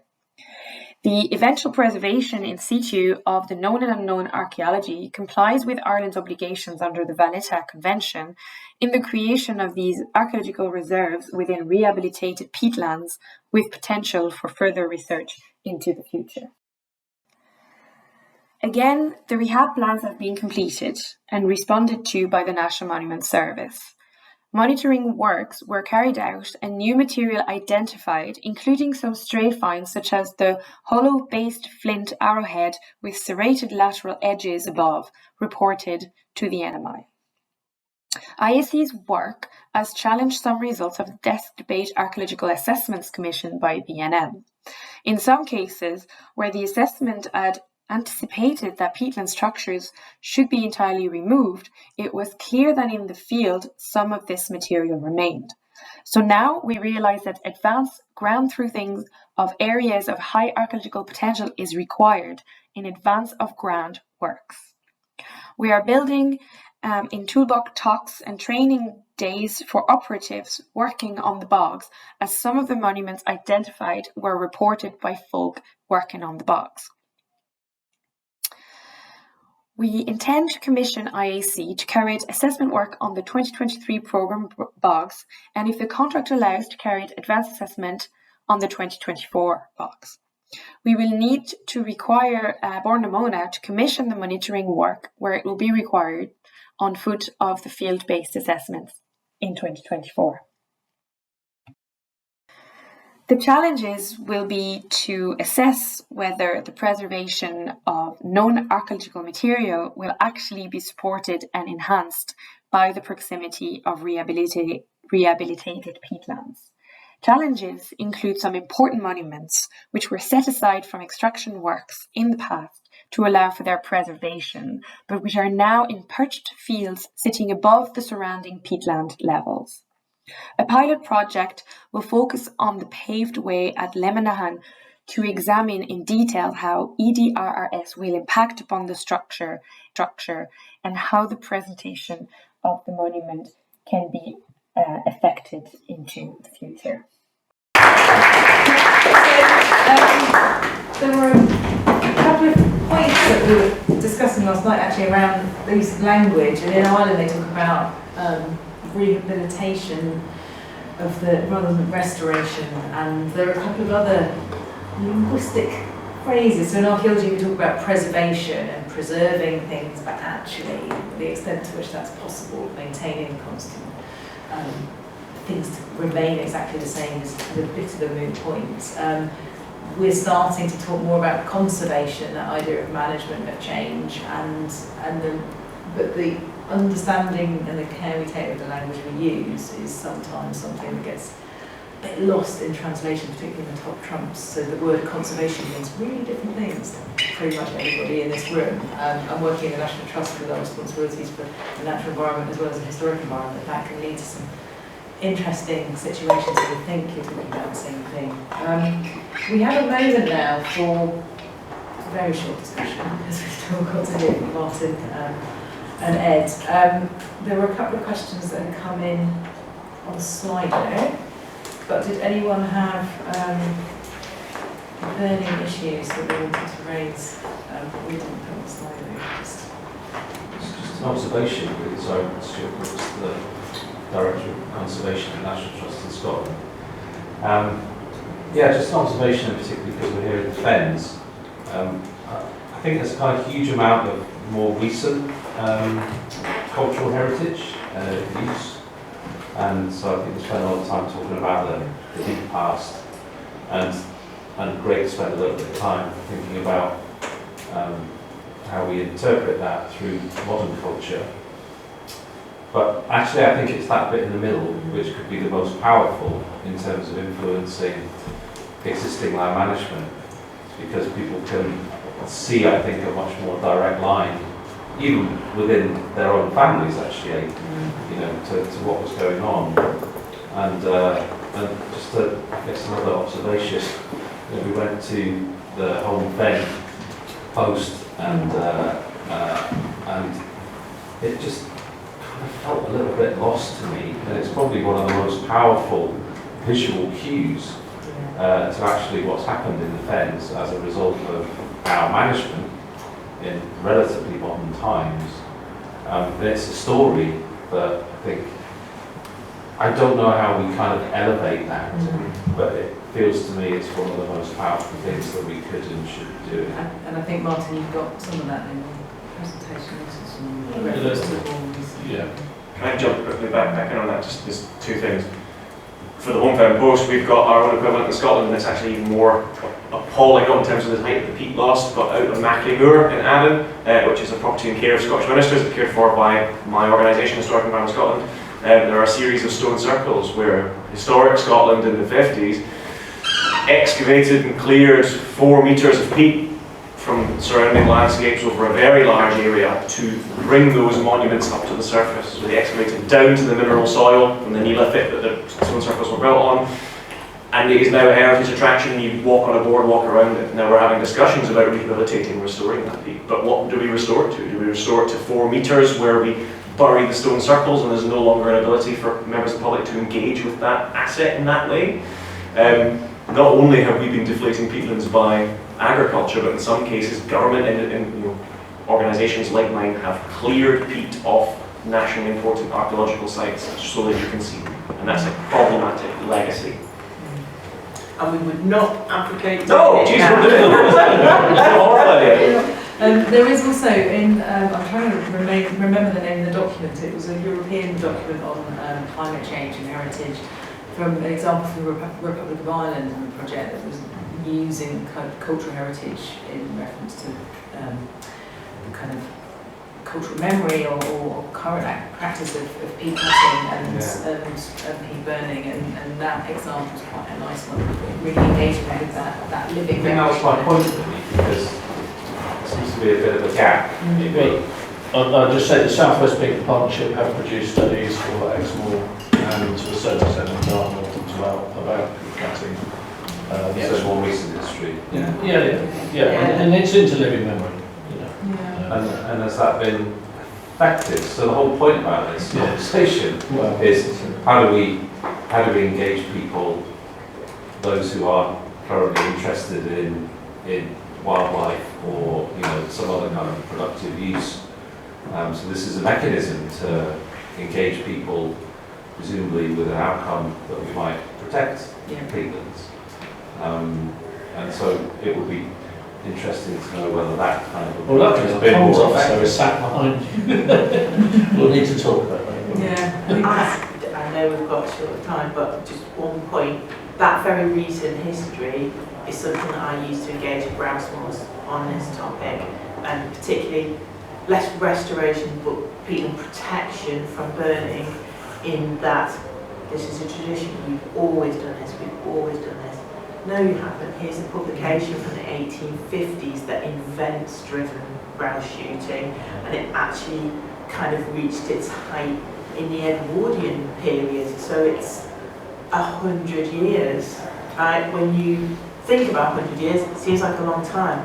When you go all the way back to the Neolithic and put it in context of its time depth, you can see what a tiny fragment 100 years is, and actually always is a lot shorter than you think it is. From a different direction, I often use that sort of, and we'll talk a little bit about it, industrial archaeology, for want of a better name, to get our contractors engaged. Sometimes you show them a picture of a bit of cut wood that's 3,000 years old under the peat. They're kind of not very interested.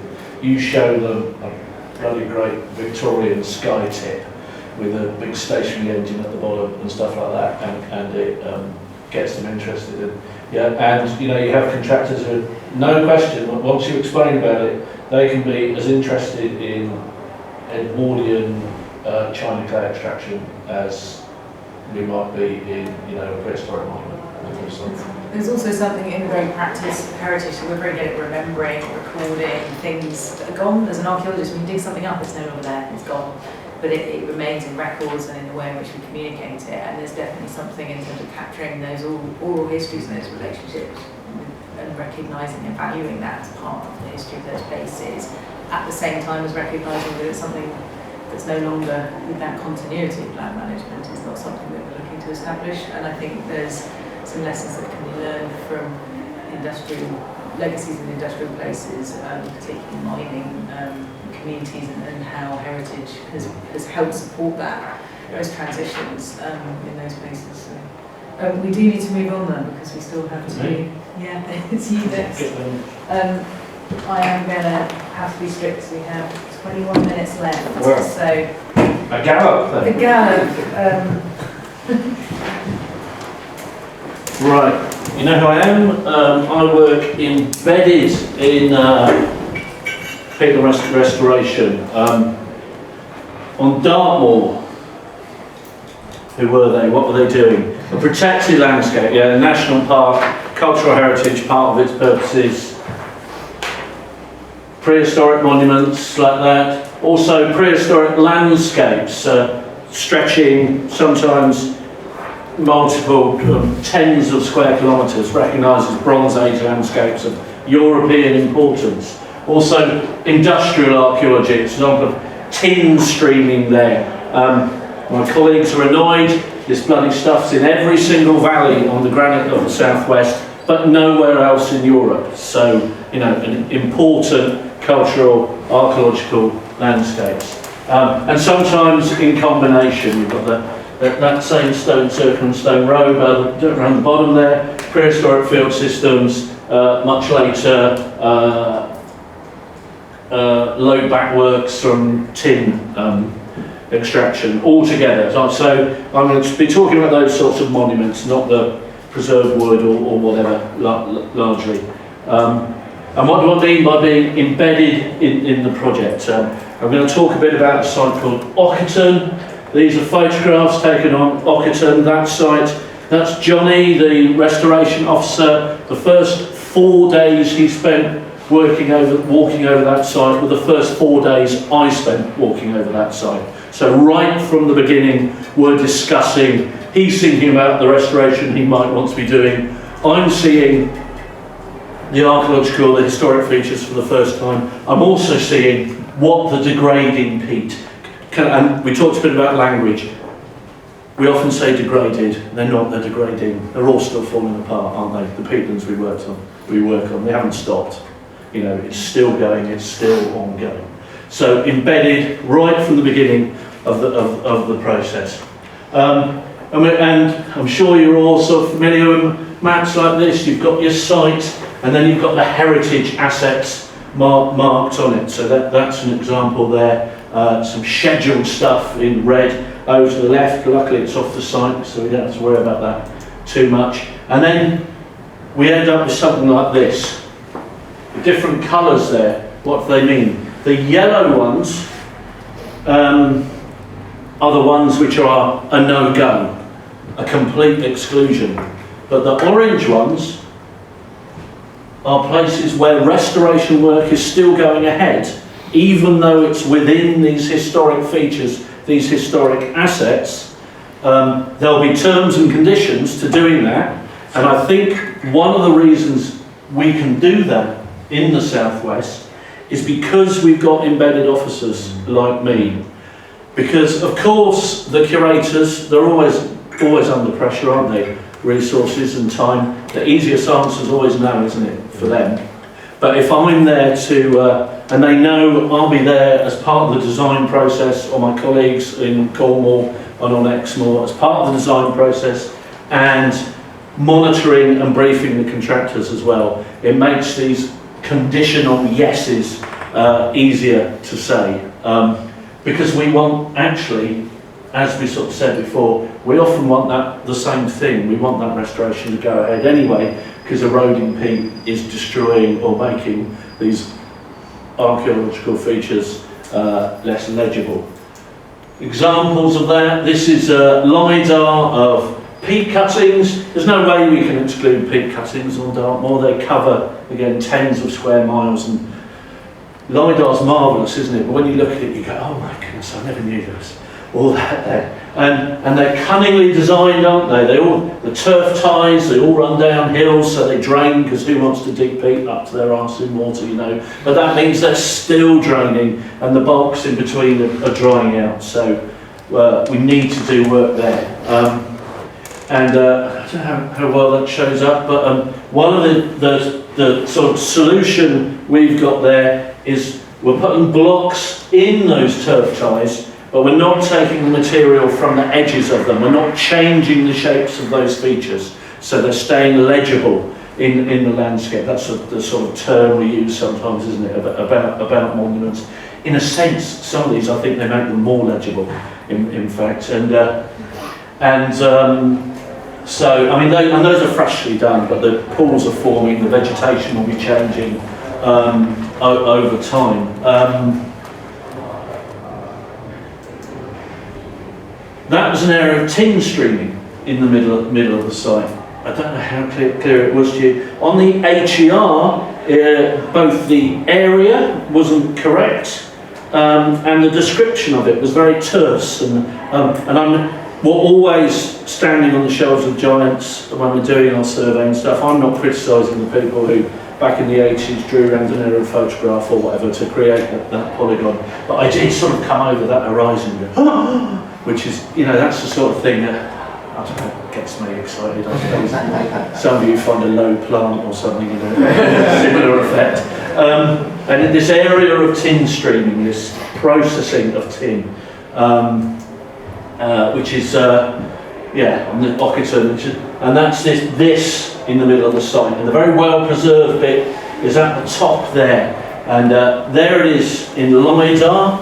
It's this stuff here, but you can see all these gullies running out of it as well. And sometimes people are saying, oh, what damaged it? And sometimes I have to say, yeah, it was kind of our archaeology that wrecked it. Those historic activities, rather, that did it. They cut the bottom out of the peat, basically. And but what else is going on here is you've got, can you see, sort of the detailed, complex remains of the tin streaming survive there. They're dumps of waste material.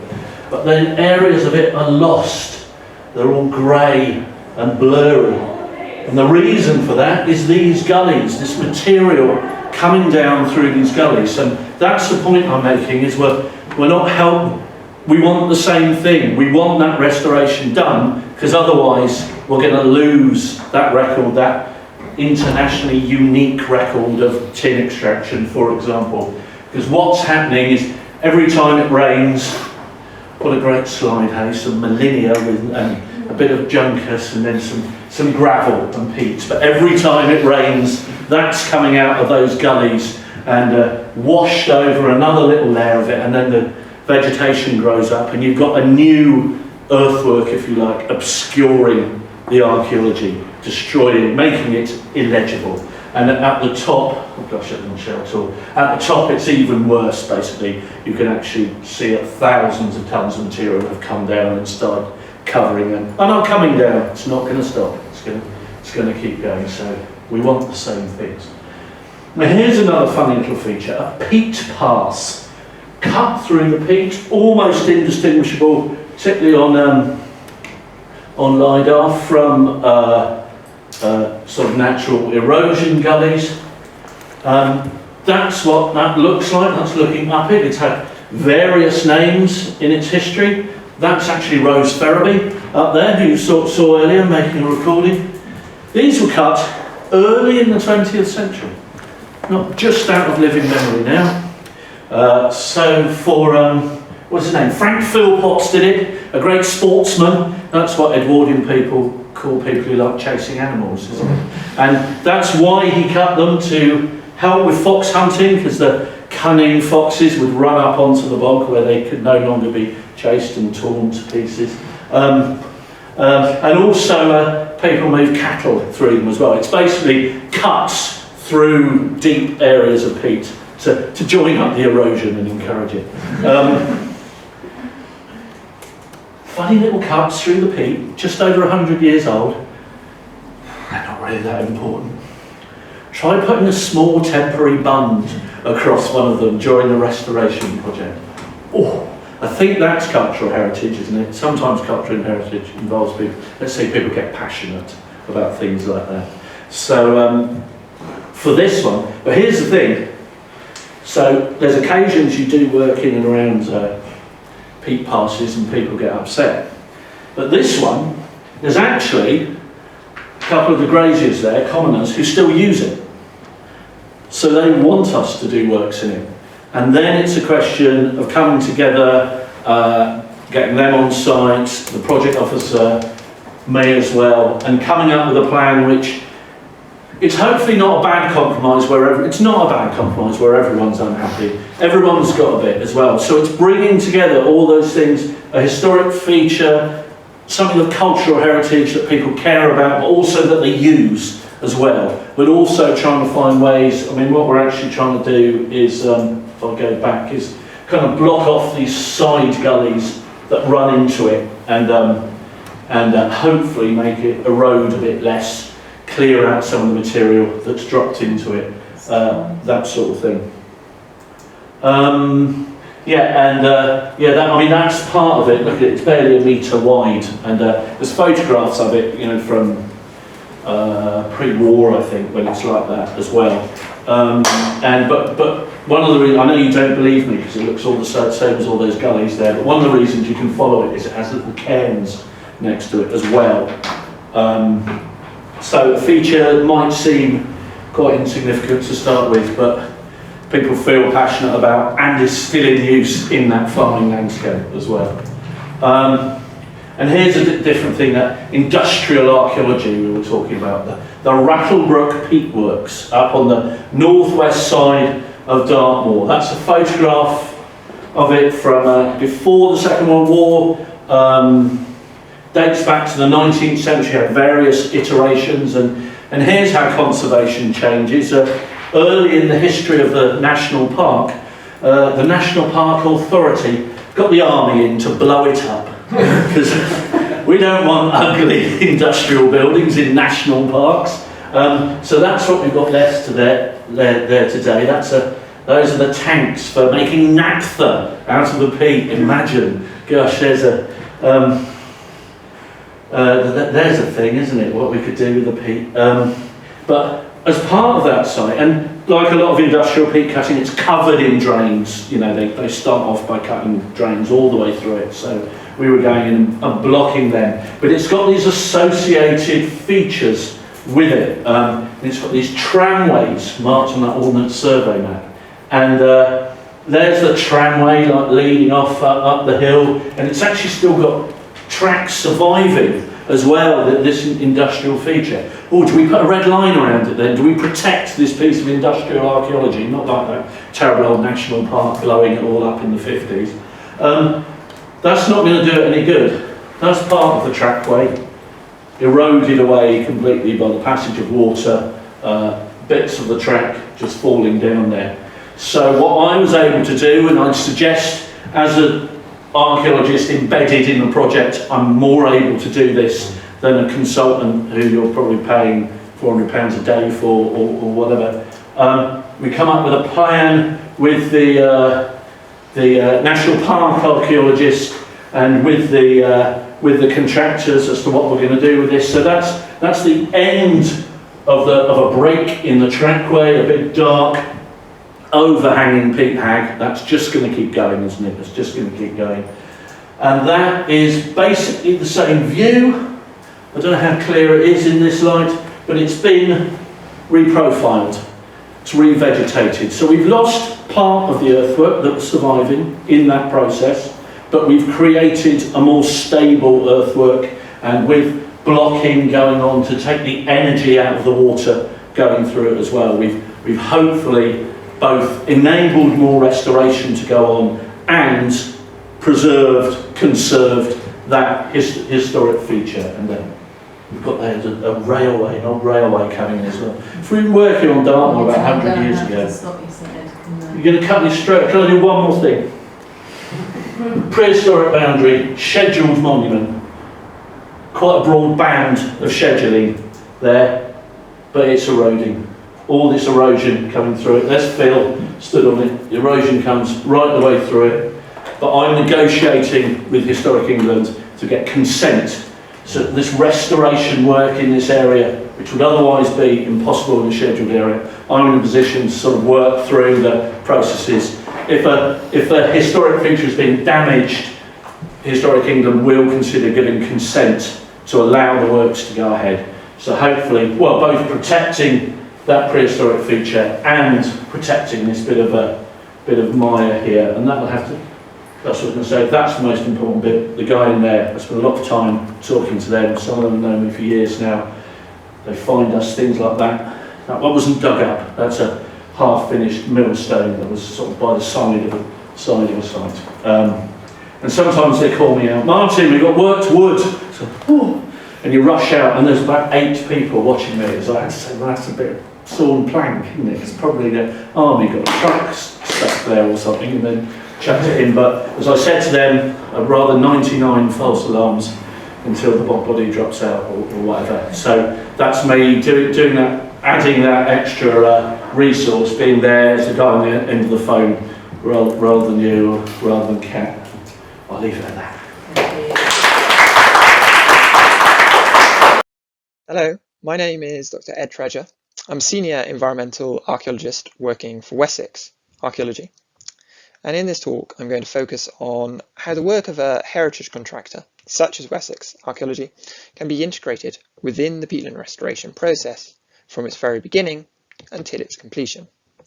Now I'm going to use a case study of where we've worked with the South West Peatland Partnership to undertake a paleo-environmental assessment of peat deposits exposed during restoration works, where our work really illustrates how archaeology and heritage can very much add value to the peatland restoration process, and it's something that can be very much integrated within it from the very outset. So I'd hope that many people are already well aware that there is an enormous amount of heritage within our peatlands. Some of it may be very clearly visible on the surface, such as prehistoric burial monuments or landscape boundaries, extending all the way to more recent spoils of mining activities or drainage ditches. However, peatlands also bury an enormous amount of archaeology, and much of that is less well understood and is poorly known, and consequently there is a chance that heritage will be disturbed during peatland restoration works. And this is where the work of an experienced heritage professional can come in. So Wessex Archaeology is a charity that undertakes a wide range of archaeological heritage work across the UK.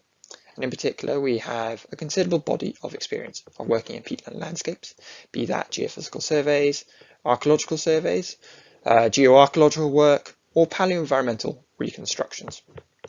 Now, I myself am an environmental specialist, and so I have been involved directly within peatland restoration projects.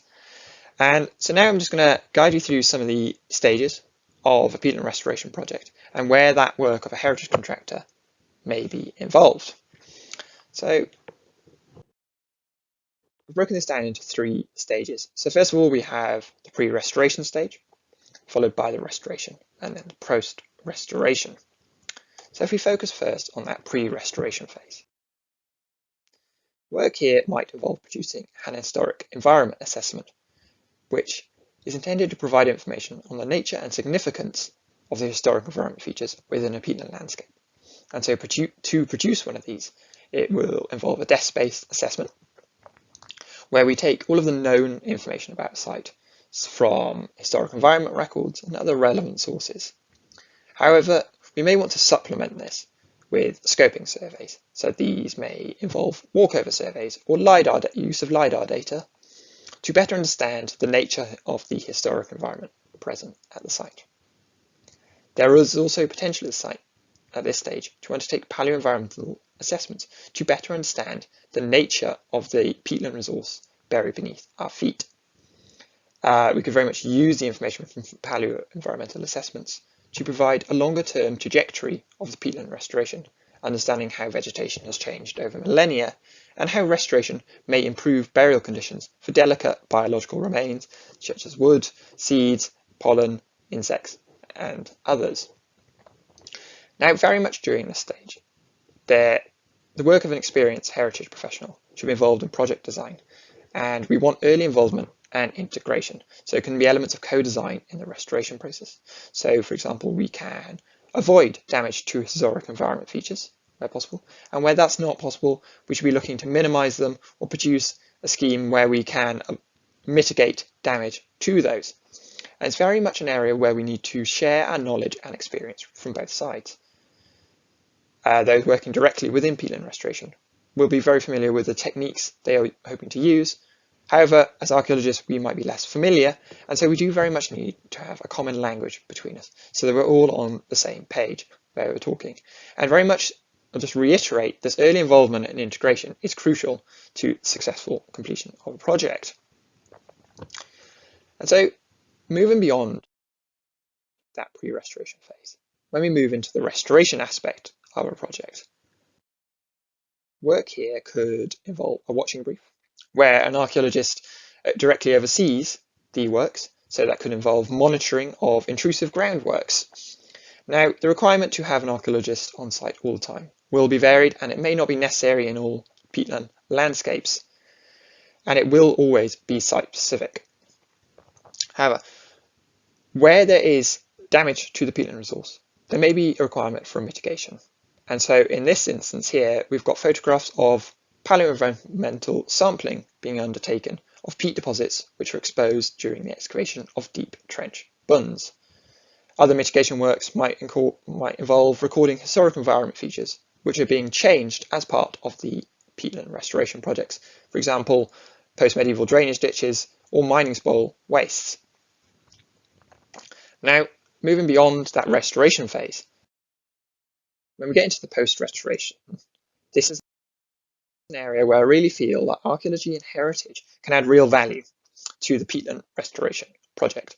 So we can disseminate some of the results of the work we've been undertaking. So that could involve publication of studies. So that could involve scientific knowledge gain with studies coming out in international journals. But it can also involve work that seeks to involve and work with local communities. Now, heritage is a great tool to communicate peatland restoration. And so we could produce paleoenvironmental reconstructions and visualizations. So I've pictured here an example of some of the work that we have produced on the Moors at Arn in Dorset, where we use genuine data from the site, so geoarchaeological modelling, paleoenvironmental work, to understand the changing nature of this landscape. And we use that in-house studio to produce 3D landscape reconstructions through time. Now, I myself have found that time and time again that things such as this are a fantastic way of working with and engaging with local communities and helping them to understand the nature of the work, but also the deeply embedded cultural history within these landscapes. Now, we must remember that peatlands are cultural landscapes. They have been shaped by millennia of human activity. So I'm going to now slide over onto an example of some work which we've been undertaking, our Alderman's Bower allotment, which is part of a National Trust estate, where we worked with the South West Peatland Partnership. So the South West Peatland Partnership have been undertaking restoration works on this site, which is a valley mire within the uplands of Exmoor, and we were contracted to undertake specialist sampling of paleoenvironmental remains. So that included to take samples to recover plant macro remains, basically seeds, as well as wood, and to recover samples for insects, in particular beetles. And so the restoration techniques at this site involved the excavation of deep trench bunds. And so consequently, deep profiles through the peat were exposed. And so the work that we undertook at the site very much enhanced our understanding of the paleoenvironmental resource, as we were able to get a sequence which extends back over 4,500 years. So, from a practical element, we were commissioned to undertake this work early in the year of 2023. The work itself that I undertook, it involved a one-day site visit, and then we produced an assessment report within a few months of completing the work. So I photographed here some of the stages of the work. So we have the on-site sampling. So I collected monolith tins through the peat sequence, and we use these to reconstruct the sequence of deposits, and then we'll be hopefully subsampling those in the future for pollen, which will tell us about the wider environment around the valley mire. And we took subsamples from those for radiocarbon dating to understand when this peat deposit formed. And then adjacent to those, we took a loose column of peat. And that loose column was designed to recover larger remains such as plant remains, wood, and crucially, insects, beetles. Now, plant remains and beetles will tell us very much about the local environmental conditions of the site. And so we were particularly interested in this case of learning more about the nature and character of the woodland that existed on the site. So it had already been recognised during restoration works at the site that wood remains were preserved at the base of the peat sequence. This is something we see elsewhere in Dartmoor and elsewhere in peatland landscapes across the decay, that woodlands existed before the peat, and sometimes these woodlands continued to develop whilst the peat was also forming. And so in this case, we recovered really beautifully preserved wood remains from the peat, and I've included here a photograph of a section through a willow stem from the site, and this dates to the Neolithic period, and its preservation condition was exceptional. And so to sort of illustrate the evidence from that site in a little bit more detail, I put some illustrative photos of the sort of landscape reconstruction which we were able to get here. So our results indicated that the Valley Mire was originally home to a wet woodland habitat. So we had alder growing within the Valley Mire as well as willow.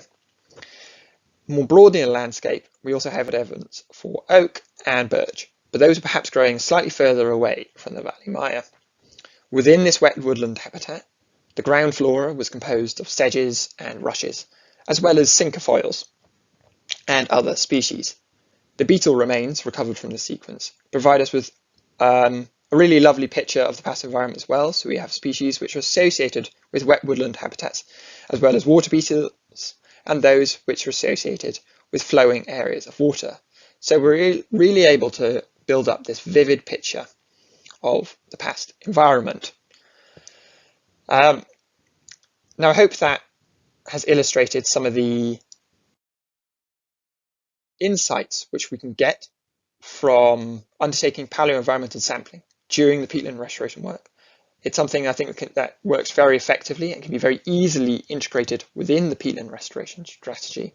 And now we're currently in talks with the Southwest Peatland Partnership to see where we can take our work from Alderman's Barrow further.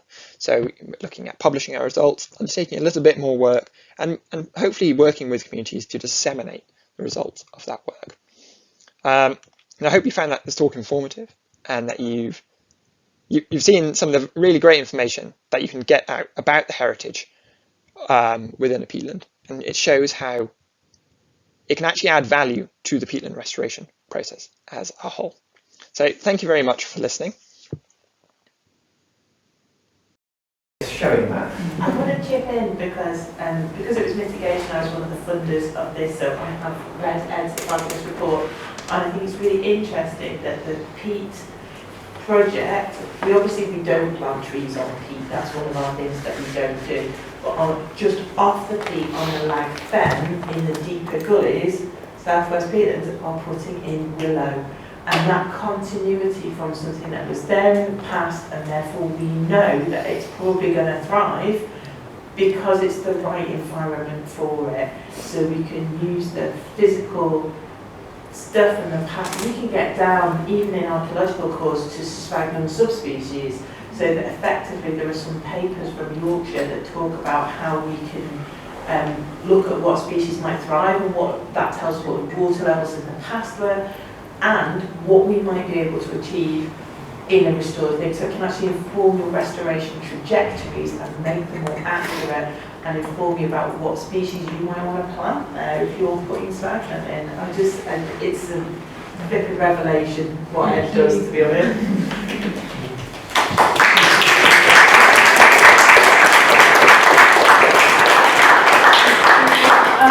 So we're out of time with a rather, we're sorry about the technical issues that ate away our time at the beginning.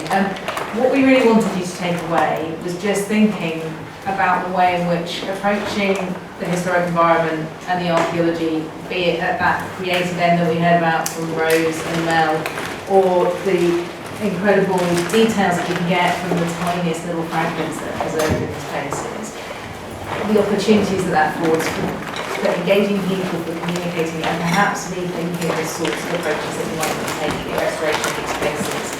And so please go away and ask your archaeologists or archaeologists who will be commissioning, go and ask them questions about what they could do for you in those restoration projects. Don't just say, are there any scheduled monuments, where are the red lines, what should we be avoiding? Please go and have a conversation. Previous sessions I've done like this on rivers, the main message from the consultants was you will get quite a lot of free advice if you phone somebody up in a commercial organisation and say, we've got this project, what could we do with archaeology here? So make most of that. And there may be funding. Yeah, go on. Oh yes, second slide. You can do this on your way home if you want. So, same question again. Just give us your thoughts now with the second slide, or you can, I will keep it open so that you can. I've also tried to answer the questions that people put in the slide, otherwise we're running out of time. So, thank you very much for joining us.